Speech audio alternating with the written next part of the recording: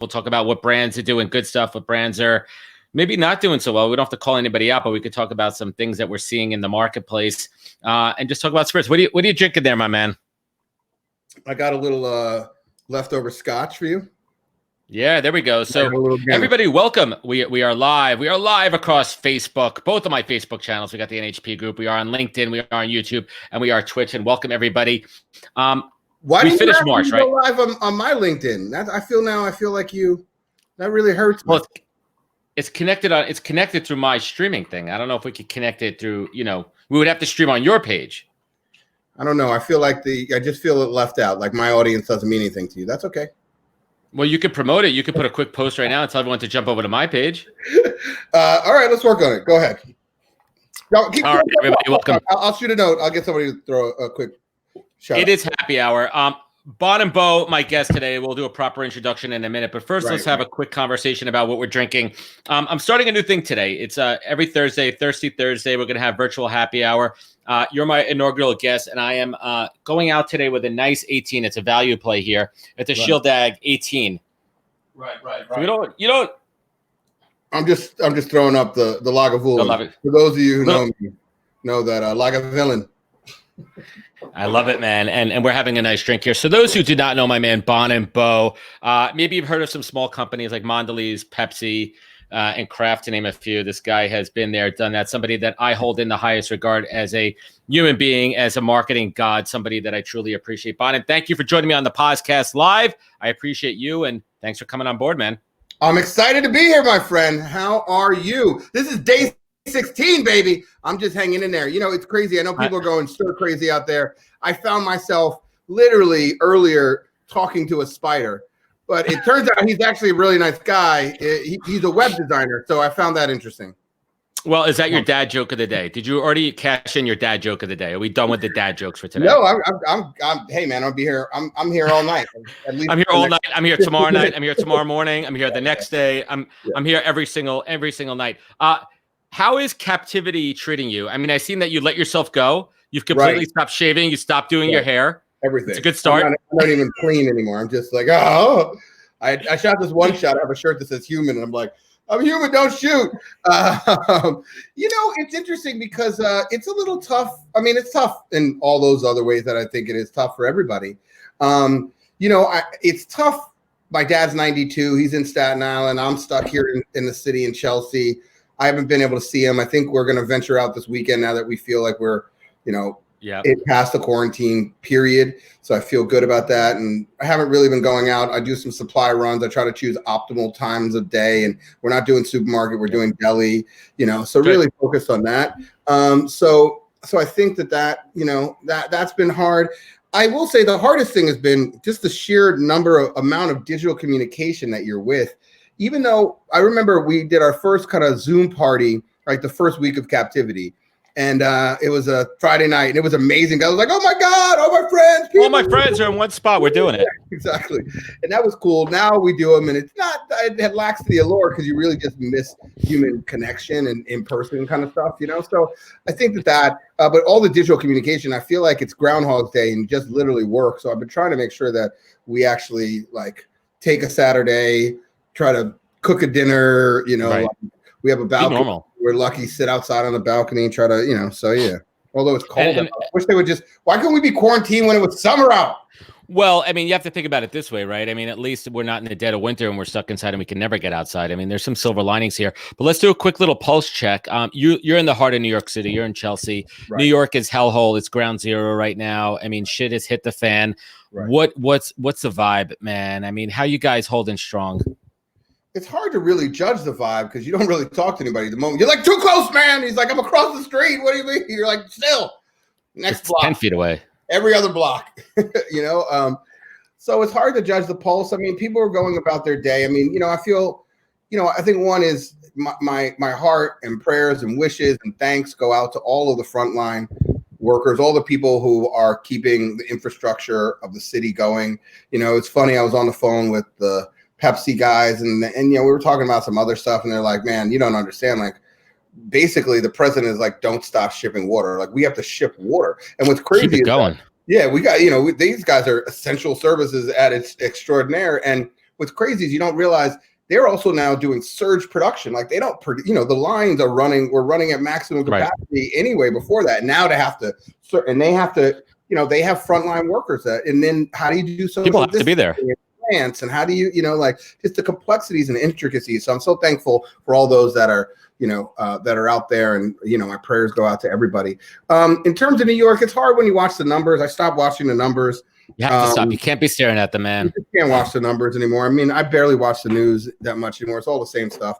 And so, there's that. But generally, I think New Yorkers are strong, man. And, I think Cuomo's done a great job. And leadership. Yeah, leadership is there. And, I think that's been the hardest thing for me, too, is just how do you, not the hardest, but really realizing, like, I'm running this open message business right now. And so it's really about, how do you make sure that you lead in tough times, and how do you make the tough decisions, but at the same time, make sure that everybody knows you're making the tough decisions for the good of everybody. And as much as you don't want to, we will get through this and we will be stronger. But in order to protect ourselves for our future together, this is what has to be done. So that's those are the things you wake up every single day worrying about, are we going to lose a client tomorrow? Am I not going to allow somebody to put food on the table? Right. Like real stuff right now, in this kind of climate, because, there's a lack of optimism right now. Although I try to be optimistic, baby. I might be lost. You have to be. Myself. That's right. He found Waldo. You can see his shirt right there. Bonin has found Waldo. And it's so interesting, too, because to watch leadership, to find out what leadership really means in a non-conventional sense. I mean, this is true leadership at its finest. Right. And we're seeing people shine. We're seeing leaders step up. And we're not talking just about CEOs and presidents of companies. We're seeing leadership at every single level of an organization. And so many amazing people are stepping up and shining, and innovation as well. What are some things that you're observing as far as amazing innovation? I mean, I've seen Dyson. I mean, to give an example, Dyson literally in 10 days went from open source plans to production to shipping in 10 days. What are you seeing out there?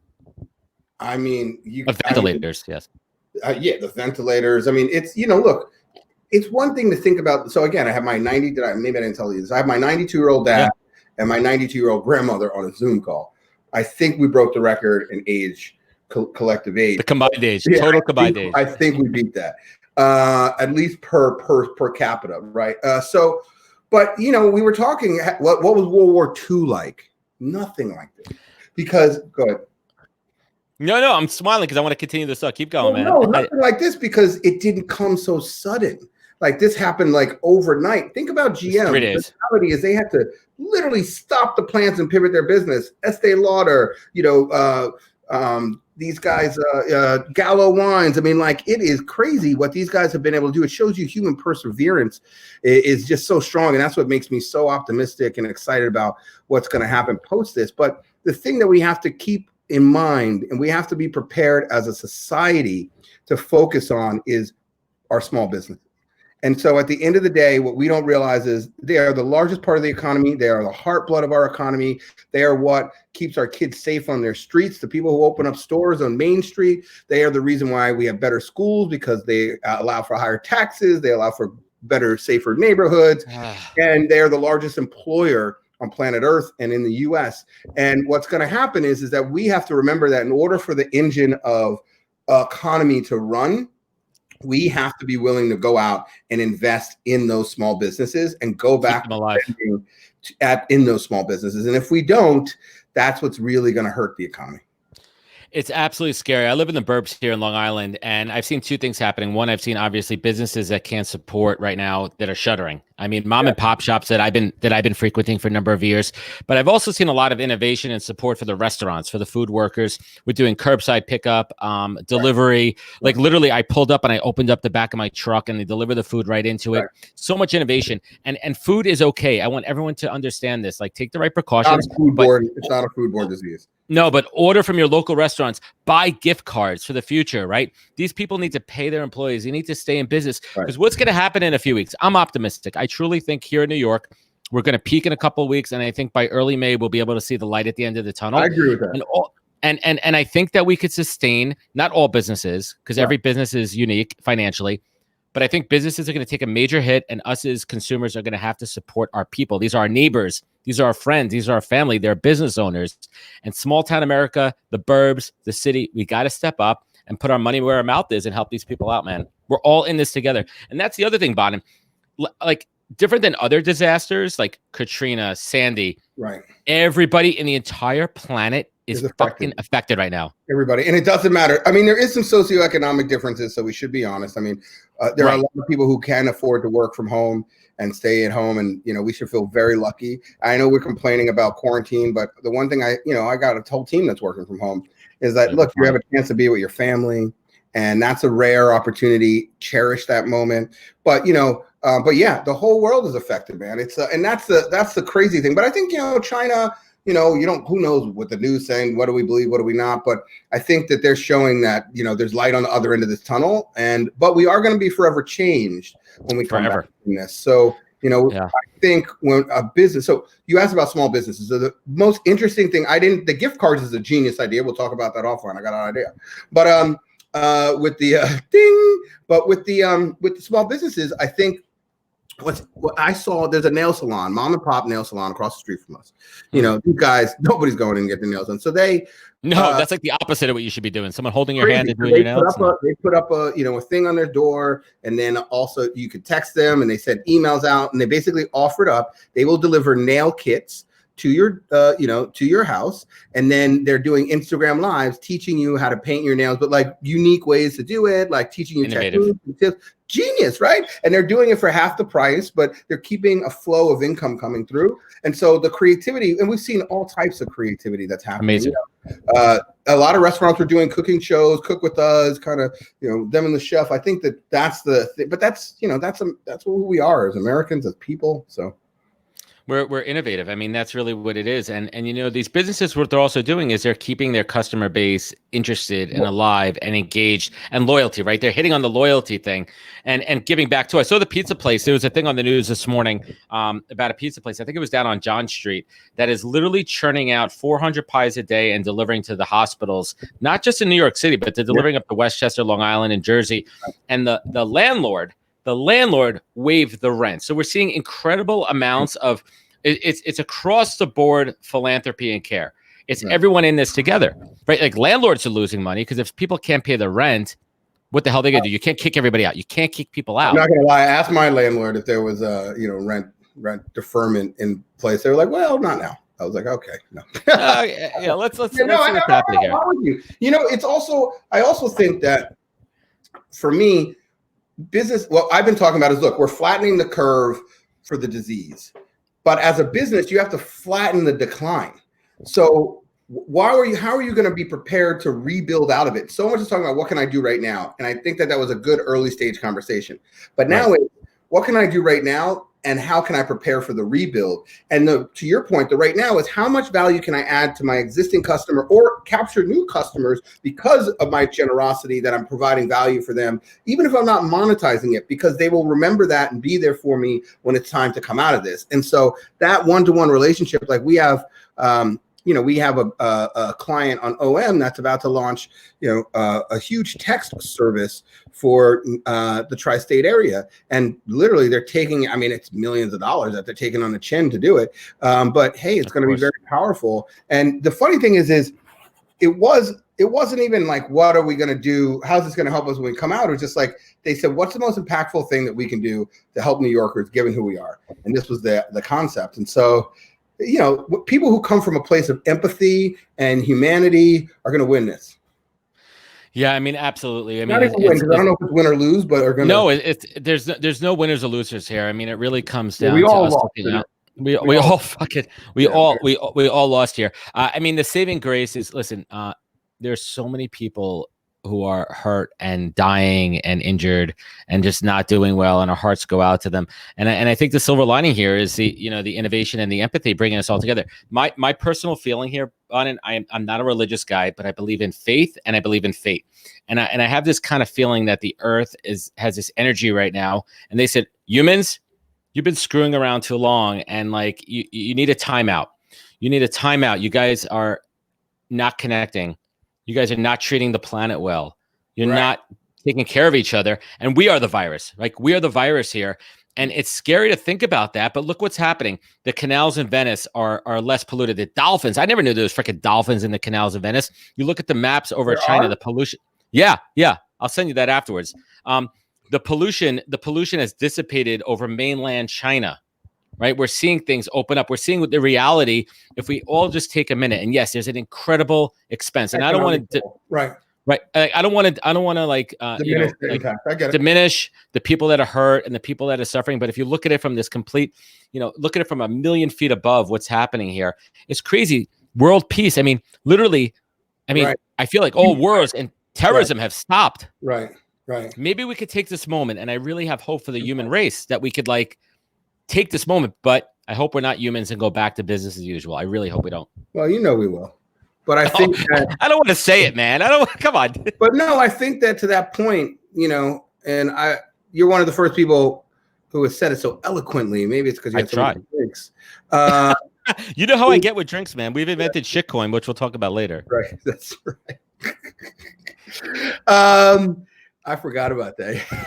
Well, that was many, many, many, many drinks when we came up with that idea. We'll table that one. Good. Yeah, no, it was a filthy idea, but it definitely. Anyway, so but I think a younger generation is going to look at this and have appreciation for that. And I think a younger generation is going to force and be that change because they see that you're right. To be able to see that it took only 2 months to dissipate the pollution cloud over China. Like, that's nothing. I mean, it sucks to be inside for 2 months, but 2 months is a drop in the bucket of humanity. Like, that is not even a blip on the radar. Right? Man. It's nothing, dude. Like, you can get through, maybe all the seasons of Curb Your Enthusiasm. And you're good, baby. Are you watching this season? Are you watching this season, by the way? Season 10. The latest, Latte Larry. Yeah. I'm gonna start a spite podcast. I'm gonna start. I have an idea. Here's my idea. We're gonna start a spite podcast, and we're gonna call it Gary P. Yeah. We're gonna call it the Gary P podcast, and we're gonna spite Gary V on his podcast. And it's gonna be you, me, and Michael Loeb, and we're just gonna shit talk Gary for the whole time. That's the new thing we're doing. I love it. Who needs a Saturday when you got Monday? I love you, Gary. I love you too, man. You're my brother. But I will say Gary reached out and was like, "Hey, man, how you doing?" I was like, "That's nice, man." That's the other thing that's been amazing about this is just people just reach out. Hey, man, how you doing? I send it a lot. And usually I send a photo. It's like, but people laugh. This is real. Like, thank you, man. Especially that first week, I literally took a photo like that, just sent it to everybody. They were like, "Thank you, I fucking needed that." It's so real, right? Like everyone just being real. Right. And there's a couple things I want to go back on, and I don't want to go on a sour note here, but there's a couple things. One, I've been thinking about it a lot. Like, you and I are lucky. We are lucky from a socioeconomic standpoint where we have space and we have security, but there's so many people in the world, in the United States or in New York, that are crammed into small apartments. And a lot of people are trapped with their villains right now. They're in terrible situations where they go to work and school to get away from those people. And they have that every single day, man, right? Like, they have that break every single day and they don't have it. So how can we support them, right? How can we, as a resource, how can we give them, time? And that's real shit, man. That's what worries me. That there's a lot of stories that are going to come out of this that aren't so peachy clean. Look, like, I'm literally sitting in my den comfortable with a glass of 18-year-old scotch. That is privilege. And you know what? Like, I'm lucky that I have that and I built this life for me and I'm taking care of my family, but I'm really genuinely concerned about so many people that don't have that. That's what I was saying. And, look, people have to go to work. They don't have an option, man. I see taxis out my window right now. These guys are there. A lot of people are living, paycheck to paycheck. And so, we have to, that's why at the end of the day, when we think about the reboot of the economy, it's really about getting liquidity into the market as quick as we can. And that's why I think I didn't even think like the card idea is great, but people don't forget that this will grind to a halt faster than we realize if we do not get back out and spend. Now, I'm not saying spend beyond your means. I'm saying make sure that we're supporting local businesses, make sure that we're supporting independent proprietors because they, at the end of the day, drive this economy. Yeah, and I think that everyone needs to find their threshold, to your point, because there's a lot of people out of work right now. I mean, the unemployment numbers are absolutely insane, absolutely insane. And I know my job is someone in talent access, right? Like we're going to help everybody that we can, and there's going to be opportunities. And I think that people have to kind of think about their skill set. Let's talk about that for a second there. I talked about that earlier on a podcast. But I said, what is your skill set? Keep going. Yeah, let's drive on that for a minute there, right? Like, because people may be out of a job and they were top performers at their company, but their company can't afford to keep them right now. Maybe that'll change when we get back to work there. But now a lot of top performers are on the marketplace, but they have to think about pivoting, right? Like, think about your skill set. What else you could do? I'm good at 5 out of 5. Where could I take these 3 and kind of pivot into something different? Right. Where like, and think of it as an opportunity. Think of it to diversify, maybe try something a little bit different. Maybe, hey, you know what? I have always liked product development. I like the sales side of that. Maybe I'm a good salesperson. Right. Maybe I want to venture into that. No, I agree. I think the pivot, we have like everybody does, we've got some digital content. We've got some too. We got digital. Is it all content digital? Well, no, I shouldn't say that. Print is still alive. You ever read a book? Still alive. Yes. Positivity and pivots is the conversation, and that's it. Like, I think most people are going to get scared. That's a natural reaction, which is and then there's like, oh, I'm lost, and then there's like, I'm human, I can make it. And so, the biggest thing is staying positive. To your point, there is a silver lining in everything, and that positivity is what's going to help you make the right decisions. Because if you make decisions from a very negative space, you're going to not, make. And I get the pressure. Trust me, man. I wake up and look. We do a 9 a.m. stand up, and sometimes I wake up and I look at my emails and I think, and I'm just like, but I get on that phone call. I'm like, let's go, people. Let's get this. We need people like that. That positivity is important. But then I think, to your point, the pivot, and the pivot is going to be, what am I good at? More importantly, what will the world need in the next 6 to 9 months, next 6 to 12 months as it comes out of this? Like, and it's not like you need to go much further than looking at what's happened in past recessions. So we know that there's going to be a ton of money lending. What does that world look like? We're actually building a loan product right now for small businesses for the bridge between now and the SBA. So I want to jive on that for a second there too. The SBA loan situation too. I mean, I'm a small business owner, right? And I'm waiting for your minority share paperwork to come through. I'm waiting for that investment to come through. We'll talk about that offline. Yep. I'm a small me right now. No, go ahead. I'm pitching you. I'm a small business owner. I'm scared as shit, man. Right. And I put in for my loan. We did too on our businesses. But the reality is a large percentage of them are not going to be qualified. You got to look at the reality of this, and this is not to put any fear in people's mind, but just to look at the reality. You have now people who are trying to qualify people for loans at a scale that we've never seen before. And what's going to happen is they're going to default to guidelines that look much more like traditional banking guidelines, which means that if you're not a 780, 800 and better on credit score, with your FICO, you're not gonna get it. And so, and it's going to be if you're especially a sole proprietor, or the business credit, and so a lot of businesses are really good businesses, but are not balance sheet heavy cash. They're not good on paper. They're not good on paper. And so a lot of business owners are not going to get that money. And what's going to happen is, and this is why we're so focused on, can we create a loan product that is a fair, just rate loan product? Because money's so cheap right now. What's going to happen is there's going to be a lot of predatory lending that's going to be in the 40, 50% interest, which is going to, but that's what happened in 2008. And there's going to be those. So protect yourself, be smart. But the most important thing is cash flow management. Like the basics is really where, like, we sat down with every single one of our portfolio companies and we went through the P&L and we went through what's in the bank today. And forget about, I'm going to raise money, I'm going to do this. If you couldn't raise another dollar, what do you have to do to secure your business today? And you have to be thinking about, when do people pay? And by the way, the problem now is accounts receivables are going to be dragged out probably another 30 days because everybody's fighting a cash flow situation. I know. So you have to look at real, true doomsday worst case scenario. And then you could come back and say, how do I build a solid foundation for a business? And what do I have to do that? But it's just being real and planning and being smart. And you'll come out of this. And by the way, the other thing is your employees would much rather take diminishing or cuts on salary, like we're looking at folks can lose their jobs. And everybody, to your point, is in this together, and everybody gets it.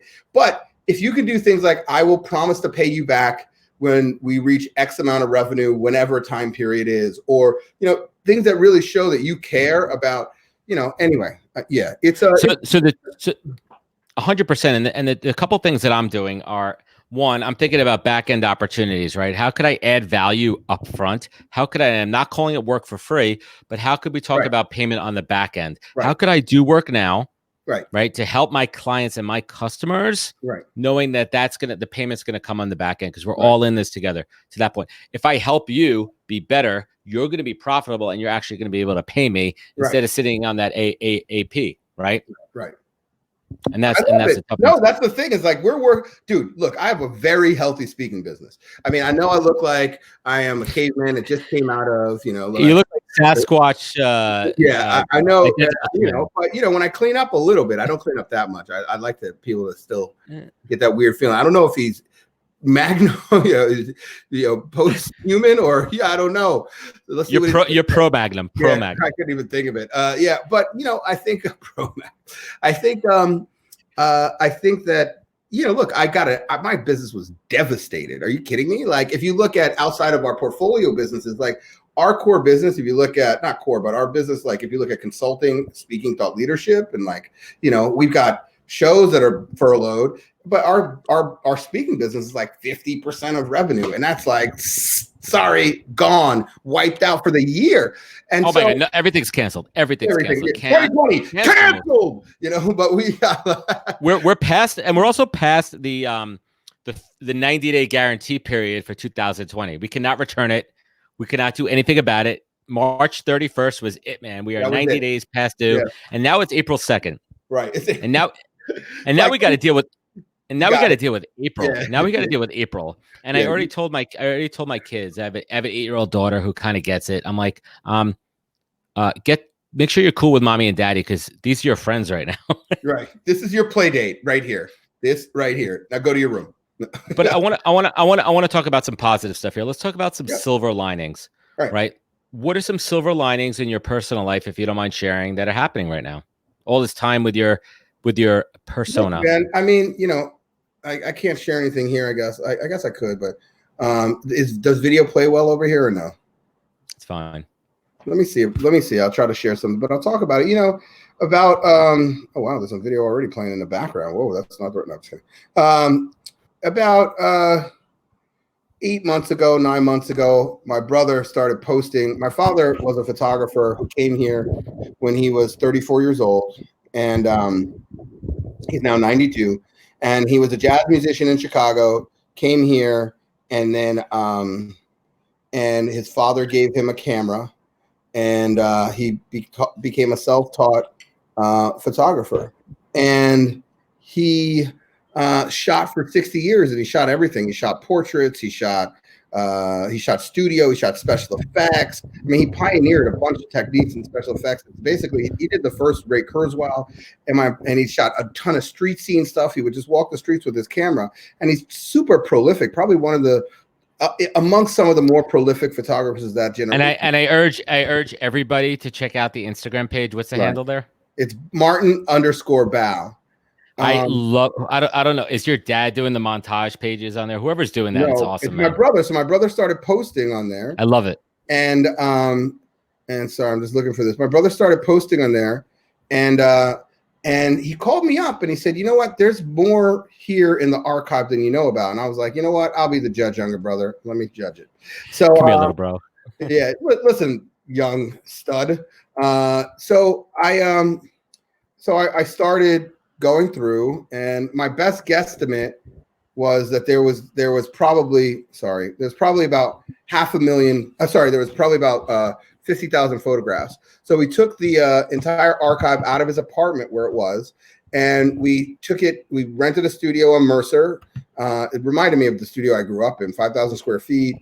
That's not to say that my dad didn't own it, rented it, sold it, never made any money off it, which long story. But And we started digitizing and archiving, and we realized that there was 500,000 photographs that had never been digitized or archived. So we had him talking about the photos we had him coming in twice a week, talking about the photos, shooting a documentary. I'm going to show you really quickly. Awesome. I mean, you have the time now, maybe a little bit to build that time capsule and document that history from your dad. That's his legacy. Dude, it's not just that we're doing. Let me see. Is it working? I think you could screen share on the bottom if you want. Yeah, I did. So can you see this now? Hold on. Let me try to. Yeah. Here we go. And there was a fire that burned down this apartment, and the only room that wasn't scorched was the studio with all the archive in it. So realistically, 20 years ago, all of this could have been decimated. This is street photography. I have this philosophy. There are pictures happening around me all the time. And that, to me, that is the one thing the camera does. It stops time. Can I capture it at this moment? That's what's appealing about it.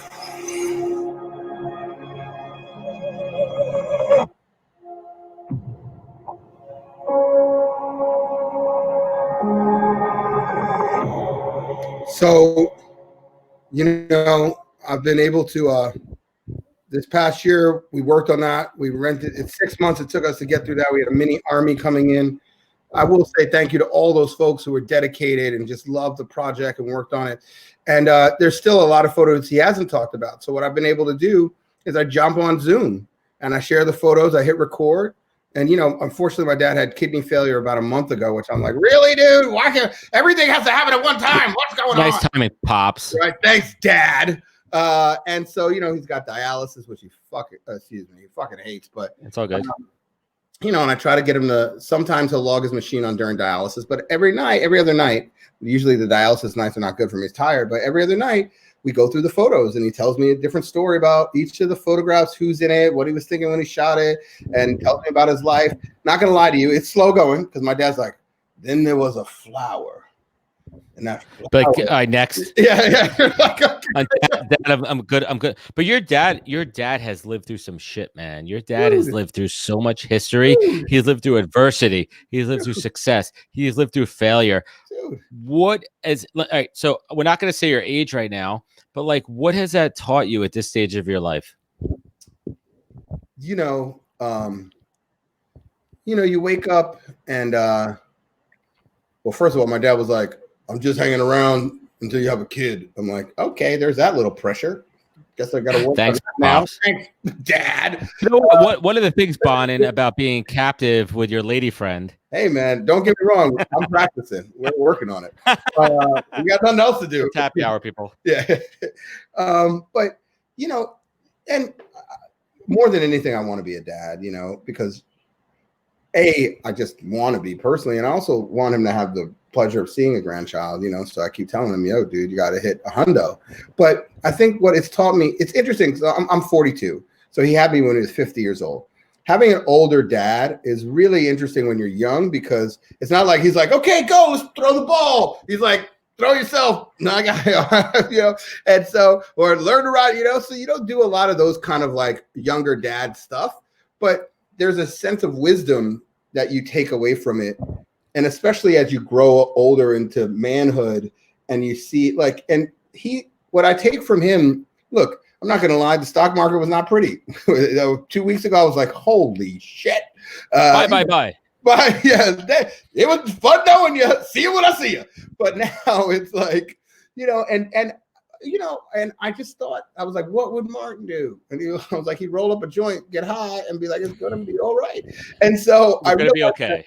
It's going to be okay. And, the sense of calm. The other thing he told me, which I find fascinating, he said, you know what? He eats healthier than everybody on planet Earth. But he said, the reason why I'm here today is because I never stopped putting my boots on. I always put my boots on, went to work. I always were busy trying to do something. And so, he said, the moment you stop doing, you start dying. And I was like, that's just deep, man. And I watch the compassion he has for people and how he lights up, and he's even in his worst moments, he'll he confesses to me and he's like, oh God, 92 was tough. But people come in, he smiles, every doctor loves him, he jokes around, he's like, you're so pretty, maybe I should marry you. I'm like, wait a second, it's not this, what you do. Hold on. Yeah, I'm the one who's having a baby. Right. Let me tell you something. Let me tell you something, my man. I'm 41. I'm only a shy year younger than you, man. I have a 1.5-year-old. I have an 8-year-old. It changes you, man. It changes you, man. And it's gonna happen, and you're gonna do it. And I can only imagine how lucky it is to be your kid, right? The wisdom that you got from your father, the wisdom that you're gonna hand down to your kids, they're definitely gonna be lucky, and that's called legacy. I mean, I look at my daughter now, and I'm so lucky that, like, thanks, man. Like, this is gonna be a blip on their radar, right? But what I mean, I remember it, though. It's gonna be a big blip. Crashing into that mountain. I feel bad. I feel bad for the kids that are going in like high school and they're missing their prom and they're missing graduation and like all that fun stuff of senior year. What the hell are they gonna do? But they're also not getting tested, so we're not testing kids. Oh. Like, we're just like, you probably made it. You're good. Go. It's like J-Date. Swipe left or right. What are you? Do you know that I met my wife on J-Date? Did you really? Good for you, man. Fact. Are you good for me? If you saw you met her. No, you met her last year at the pot or not? Yeah, she was desperate. She was desperate. Her clock was running out. I mean, you could get nobody else unless they were. So I get it. There's no choice there. So you have a type. I have a type, and it's a very special type. It's called desperate, right? My type is desperate. That's what we're going for here. So I want to bring this home here because we could do this all night, and I'm very grateful and conscious of your time. I want to talk about I want to talk about silver linings here. Yeah, we were. And I want to mention 2 silver linings here. The first one, I want to talk about brand silver linings. The first silver lining is, man, you get to be at home with your 8-year-old daughter and your 1.5-year-old son, and think about the next time you're going to be able to spend that much time with your family. Yeah, they're up there. Right, I can see them. I mean, think about that. That's the number one silver lining, and I think people take it for granted how much we're able to spend time with our loved ones and get to re-know them, because honestly, in a snap of a finger, it's going to be done, and we're going to be off back on our merry way, and we're going to regret that business as usual to see, we're going to be in the same, I never get to, and so just cherish these moments, take a lot of photographs, shoot some video, play some games, do a puzzle, do a Lego. I got a Lego head that was done for me, actually. You have a Bonin Bough Lego head? 1 second. Oh my God. Holy shit. So, stay there. While we're there, I'm going to show you, like, I'm going to wait for Bonin Bough to see this. Wait. Wait.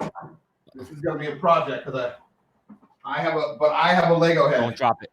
Don't drop it. Do not drop your head.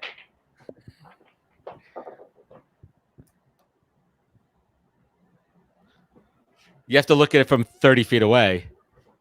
I got a big head. I got a big ass head. Is it glued together? No, not yet. They put it together. That's the most epic. That's the most epic thing I've ever seen in my life. What? That's not what my wife said when we got it, but that's cool. It's big. That's a big head.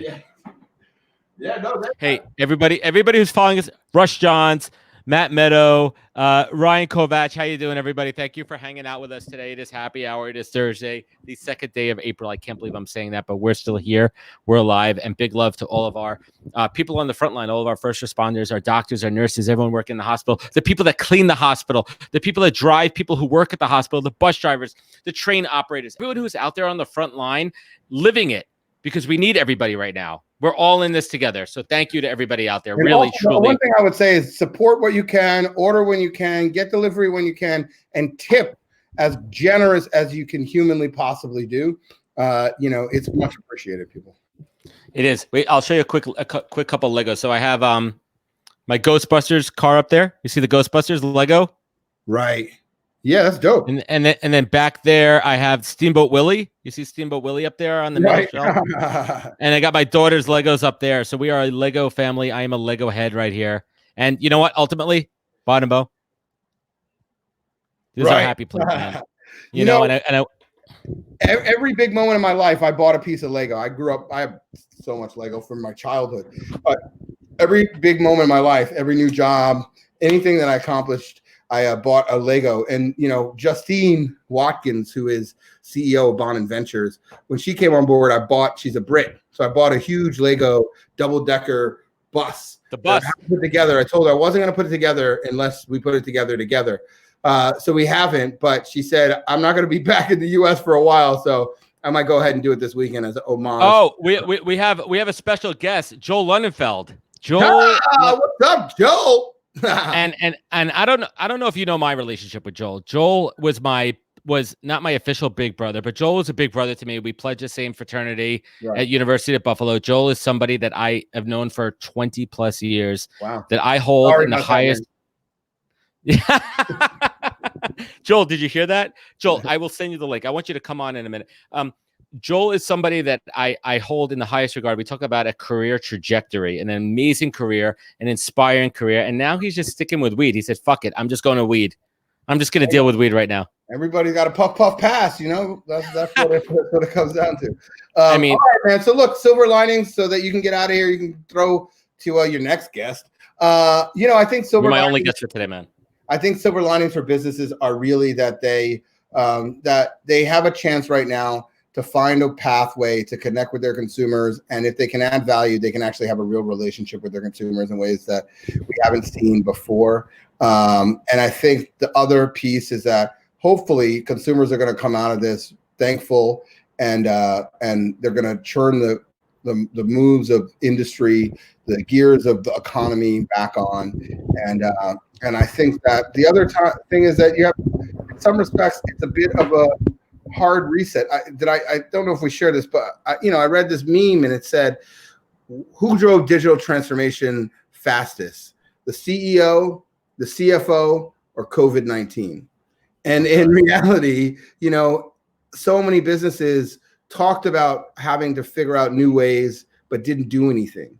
And now they're being forced, and you can take that as a negative, or you can take that as a positive and try to restructure your business to really survive the future, not just this moment. I love it, man. I love it, man. So I feel like we're going to have a special guest in a minute here. So two things. I would love to have you on the official podcast because I want to spend some time when we're out of this shit, and I want to talk about your career journey, your specific career journey, and I'd love to dig into all those pivotal points in your career when you were a little Bonin Bough, when you're hanging out with LeBron and, you know, you're coming up the ranks. And I was little when I was hanging out with LeBron because that motherfucker's just tall as fuck and he can't be anything but little. Yeah. I want sports back. I miss sports. Oh God, I love sports. It's so I miss baseball. I'm a baseball guy. So side note, I'm sitting in my New York Mets Shea Stadium seats. Oh wow, good go for you, man. Good stuff. Yeah, I'm a diehard Mets fan, and right now it's baseball time. I miss baseball because it's opening weekend, man. And most non-winners are Mets fans. I get it. I'm more of a Yankee. We're happy losers. I mean, the thing here is we're happy losers. For the Jets too. No. That's where Gary V and I always had a point of difference because I would literally sit there and he'd be like, well, Adam, you know, like we're talking about stuff. And he's like, but at least you're a Jets fan. Let's bring on a special guest. Special guest alert. What is up? Where are you at, dog? Are you in SF? He's good. No, I'm in Tahoe. Oh, look at you. You know what? This is just wrong. That's not quarantine candy. That's not fair. Yeah, look. It's an important book. Fair enough. Is it like, are you like killing your own bears now at this stage? Like, yeah, we ate a few bears for dinner. It's good. Good to see you guys. Good to see you. I haven't seen you forever, by the way. I know it's been a long time. Probably. Wait, Joel, take the hat off. Joel, take the hat off. Why? Yeah, he's like, wait a second. No. I want to see the two. I need to see it. Oh, it's just bald. Oh, looking sharp. Bonin would not do that. I would not. I would look so weird as a bald guy. Like I have such a weird shaped head. Like this would not. It just wouldn't work. For all the years he's been shaving his head, I've been growing mine. So I'm catching on to you, Joel. Joel, how you doing, brother? How you doing? I'm good. We're sheltering in place. The good thing is I'm able to do most of the work remotely, and I've been in Santa Rosa once a week, hanging out with the crew there. And it's also good that cannabis You go is into an work. essential You're going business. into work. Well, just to into our production plant, Right. Where we grow all of the wonderful medicine for people. Right. Flowers are a good business right now. People want their flowers. No, But let's I don't even know, when did you jump? Let's see. I left Twitter in 2017, and Did then you? I started. Yeah, I'm gonna put my mic August down. 2017. Thank you. And then I started at this job like I want to say February of 2019. Wow. So it took a couple of years to figure out who my family was, who I was, you know, all that stuff. Going a journey. That's what I thought. I was like, oh, I didn't know. I didn't realize that long ago. Wow, good for you, man. I'm excited. Yeah, it's crazy. I think the last time we saw each other, so Bonin was in a documentary at Twitter years ago called Project Live. Right. And I don't know. I watched that recently. You screened it at Cannes. Yeah, we screened it there. It was amazing. We finished it live at Cannes. The whole movie was about live marketing, so we filmed the ending of it live at Cannes and then premiered it there. We had Bonin co-star with Sir Patrick Stewart. Wow. Aaron Paul. I mean, I did better, but you know. Yeah, I mean, who has a more long-lasting career? I mean, I watched Picard, but I'd rather watch Bonin. But you know, in that one, he was funny because he held up the banana, and he's like, yeah. Instant little prop humor. Right. Yeah, but you were talking about the Oreo tweet. Then like, it was, you know, it's funny. I remember there was this moment in time that, you know, like the live marketing, real-time marketing was just bubbling, and it was like, let's do this. We need to document this now. Right. I'm really glad we did it because it definitely holds up. Yeah, no, it does. It's dude. I mean, I love the Oreo stuff, but the Patrick Stewart stuff, it is. I'm not gonna lie, he did okay in that point. Yeah, he was pretty good. I got to get drunk with him and his wife the night before. Really? Is he funny? Is he a good drunk? God, he's so funny. He's got a dirty mouth. Like, his wife's cool. She's a lounge singer. Awesome. Brooklyn. Wow. He you know, I saw him in The Tempest in Shakespeare in the Park. His range as an actor is just phenomenal, dude. He's just such a good actor. Oh yeah. Just there's a horror movie that he was in. I forget the name of it, but it was about a band that shows up in like this kind of backwoods bar, and there's all these like, oh hey, how's it going? Hey. I can't hear she can't hear, but say Joel. Yeah, Joel jumped in. She can't hear. Keep going. Sir Patrick Stewart. You're just bringing in guest stars everywhere. Yeah. Then I was gonna. It was gonna be you and me, Adam. Damn it! I know. Now it's a foursome. Well, I can let you guys go if you want your personal space back. I understand. Bonin, where are you right now? I'm in Chelsea. We were gonna leave and try to find someplace warm to hunker down, but unfortunately, my dad. It's crazy. Like a month ago, you know, my dad's 92. We just digitized all of his 500,000 photographs of his that shot 60 years. It's been amazing. The last year has been an amazing moment just with family, working with my brother and my dad. But I send him every winter down to someplace warm, and he was in the DR, and I went to go visit him because we needed to pick. We were going to do a whole show at South by with 92. Levi's donated 300 jackets to us, white, gray, black, and we were going to do 92 people at marching band, and they were going to do a living museum. They were going to switch and do 3 different shows, and we were going to move them around, and like it was. So I went down there to finalize the photos and also just to see him, and all of a sudden his kidney failed. And so we had to take him to the hospital. We knew his kidneys were bad, but we thought he had at least another year and a half, but it just didn't work out. So he's on dialysis now, so it's impossible to move him. Like we tried, and they were like, yeah, we're not taking New York patients right this second. I was like, you're Miami. You got people on the beach. What the fuck are you talking about? I know. It's in New York? I remember, how did that documentary turn out with your dad on the trip that you took? Oh, did you ever film that? Yeah, we did we did 2. I think when we talked, it was I guess not. Yeah, because it must have been the first one. We got the doc. We went around the Yucatan. We shot 2 of them. We went around the Yucatan, And then for 21 days, I'll send you a link. It's really a beautiful piece. It's actually a very, very beautiful piece. I'm very proud of it. I love that you did that. That's so inspiring. It's amazing. We climbed all, but it's called Jazz is a 4-letter word because he was a jazz musician. He still plays now. We're actually going to do an EP for him when this is done. I got a whole studio booked and stuff and a bunch of collaborators. Nice. And then we shot another one in Africa called Origins. So Jazz is a 4-letter word, which was the first one we shot. We asked everybody what are 4-letter words that you think of that have importance to you? Love, fuck, whatever. And it's really this beautiful piece around him talking about the evolution of jazz and also the evolution of spirituality, and kind of it's a father-son, both trips are. And my dad and the other person's son are really in a deep spiritual camp. Me and Mickey are in more of a scientific. It's this weird blending. It's a beautiful piece. And it's only an hour. And then we shot Origins, where we went around Africa and we asked everybody, what's your origin story? Like, where do you come from? And it's mind blowing because we're all different people. People who were born Africans from Africa, they were like all the way back, like Shaka Zulu, like kings, queens, like all the way back. People who were from Europe, they could trace back pretty far, maybe to the crown at some level, or not crown, but like into Middle Ages. People who were Latin American, not so much. African American, not so much. It was just interesting, and it was a whole thing around origins and how much your origin story shapes you or you shape it. And now this doc is called Decisive Moment, and it's all about his photography, and it's got 5 real big scenes, real big plots, but it's really about like capturing that moment and being in the moment at the same time. So that's amazing. And, you inspired me when you told me about that. My uncle, before he passed away, so my father passed away, 13 years ago now. And both of his brothers passed away. Yeah, it's crazy. But my uncle wrote this book, The Only Jew in New York. It's all about his title. upbringing. It's a fictional piece. Fictional.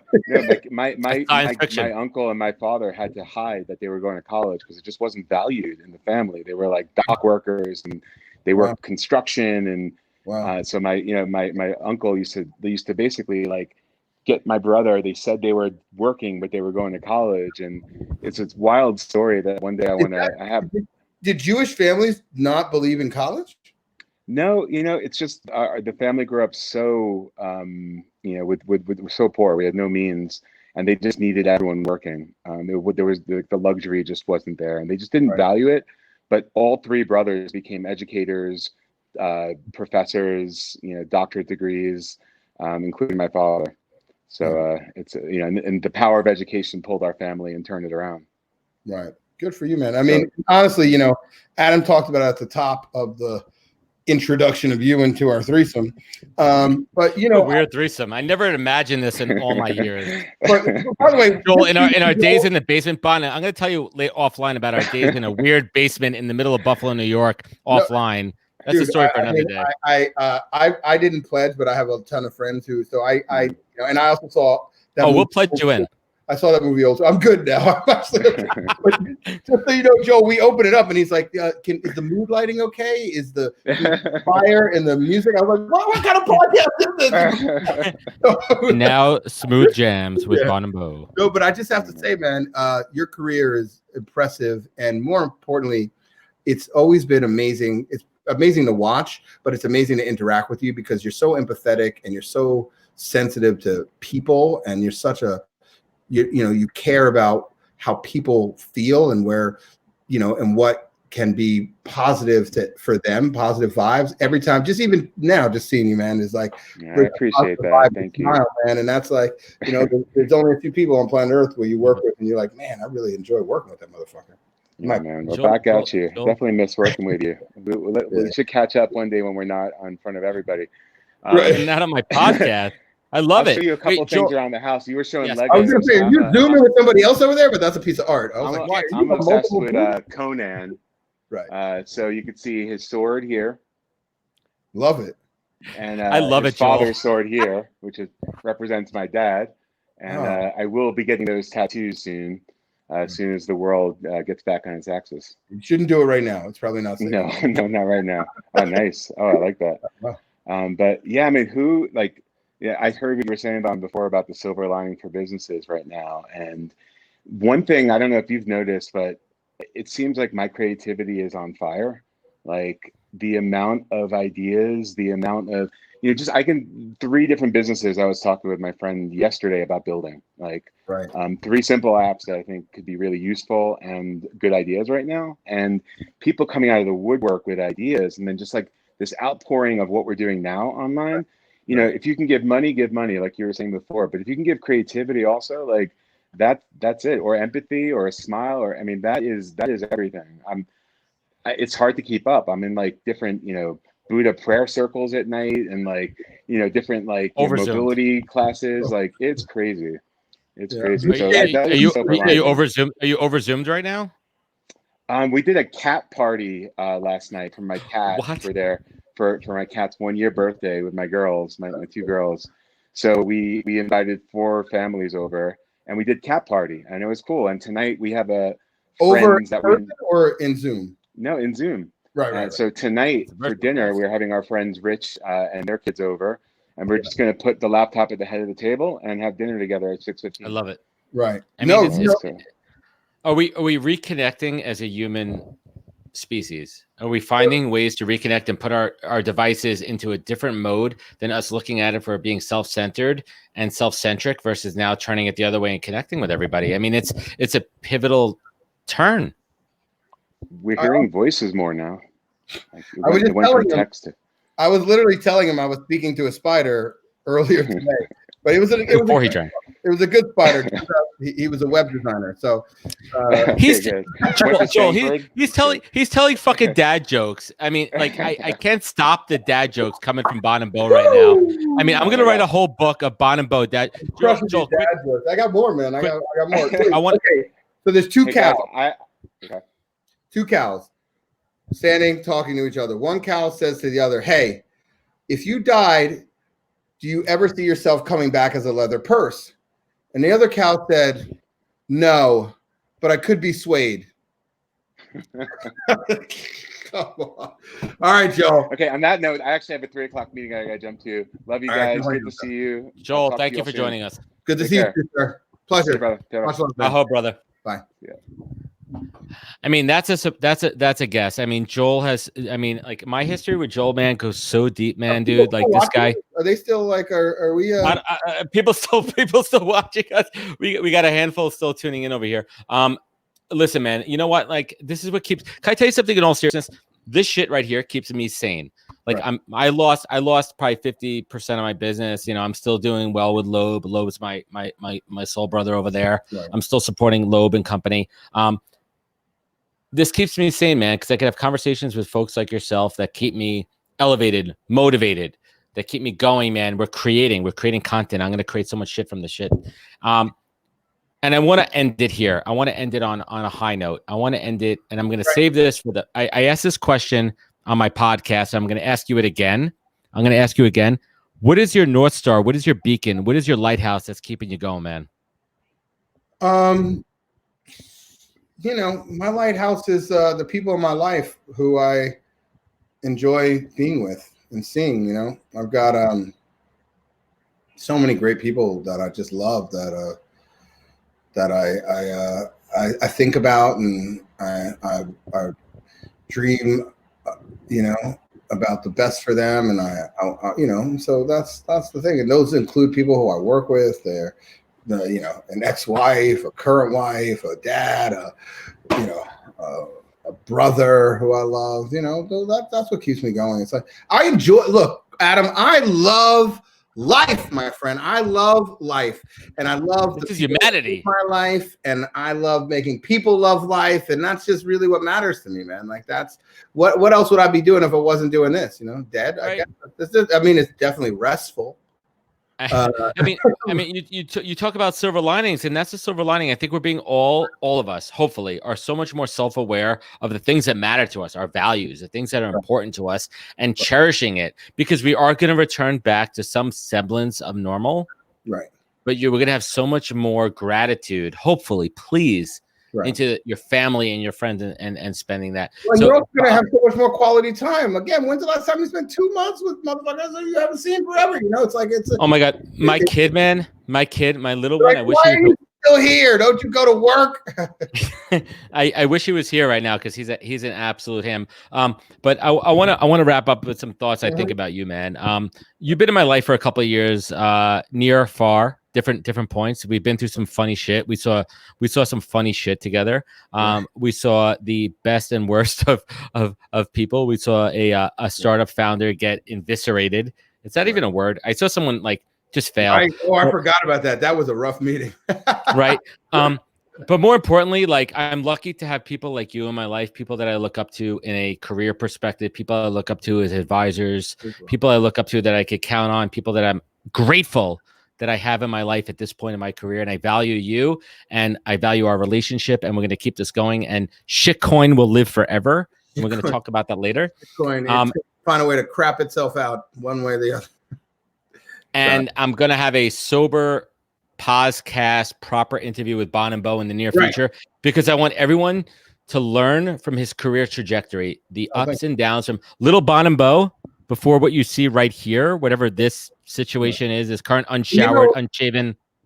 Like Joel, like, my dad moves to New York, not a dollar in his pocket. He was being chased pretty much by gangsters in Chicago, moves here, figures out to become a photographer. Mom passes away, sells his mom's house, takes that money, buys this, gets a studio, starts running a studio, buying photographic equipment, becoming a true photographer. Parents get separated, everything falls apart, studio, business destroyed. My mom moves up to Harlem. She's got my younger brother who's now being born. We're living in on 163rd and 159th and Edgecombe on welfare and food stamps. And the reality is that statistically, I'm not supposed to be here. And so, I think that I thank God for my mom's perseverance, for making sure that that none of that ever mattered. Like, I didn't even realize that. And when I look back, I'm like, fuck, that was some real stuff. But my mom never let that be a thing. It was always like, you can do whatever you want. Like, this situation, you're blind to this situation. And so, I'd love to talk about that. But I think the bigger thing is, in the same exact way, like, this is going to be painful for many people. But look, this too shall pass and we too shall rise, and it's going to be much better. And I think as long as you think that, you're going to Joel's point, there's so much creativity that's coming out as a result of it. So I'm excited. I'm excited for humanity. I'm excited for innovation. My heart goes out to so many people that I actually know firsthand. I'm sure you do too, that are affected by this. The first responders, everyone out there that's giving their heart there, please continue to do so. Give where you can. Be generous. Be charitable. Take care of your local business. And absolutely. So Bonin Bough, I appreciate you. I'm going to have Bonin Bough on the podcast proper shortly. Everyone watching, I appreciate you tuning in for us. Yeah, thank you, everybody. I know everybody I the show, but it's all good. Please, bro. You know what? You don't give me enough credit because we haven't done this enough. I will literally MC your shit any day of the week. You're going to have me up on stage being your hype guy. I'm going to get you up there. We're going to do this properly. But tomorrow, I got 1 p.m. and we will not be doing drinks, but I will have Dave Meltzer on the call. Dave Meltzer will be me at 1 p.m. tomorrow. Everybody out there, take care of each other. Be safe. Bonin Bough, I appreciate you. Everyone tuning in, thank you so much. Adam, you're a fabulous person. Thank you so much, man. Thank you. Everyone listening, tune into the podcast. Thank you, everybody.